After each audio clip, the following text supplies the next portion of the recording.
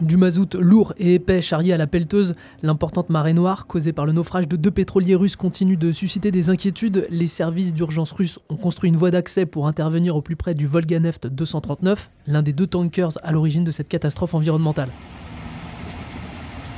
Первонаперво нужно будет пробить дорогу вот к этому судну. Да, расстояние заметное, вот в ближайшие сутки мы этим займемся. Вот буквально сейчас принимается решение, как это сделать, какими силами и какими возможностями.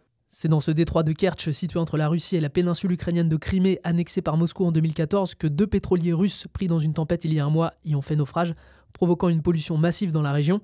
L'un des 2 tankers a coulé, l'autre, le Volga-Neft 239, est échoué et une nouvelle fuite a été détectée vendredi. La pollution s'est notamment répandue en Crimée jusqu'à Sébastopol, situé à 250 km du sinistre.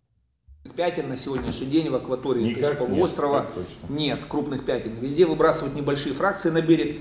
Точек выброса много на самом деле, то есть в данном случае, да, поэтому практически весь Крым. Les 2 pétroliers vieux de 50 ans environ contenaient 9200 tonnes de mazout et au moins un quart de la cargaison se serait échappé en mer.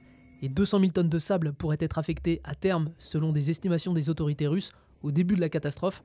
Des opérations de nettoyage ont été mises en place, menées par les autorités et des bénévoles, et un groupe de travail a été dépêché sur place après les critiques jeudi dernier de Vladimir Poutine à l'égard de son gouvernement.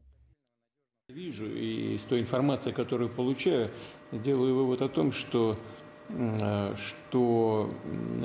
все, что делается по минимизации ущерба, пока явно недостаточно.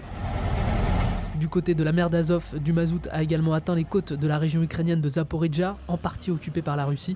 L'Ukraine a dénoncé une nouvelle preuve de l'irresponsabilité de Moscou.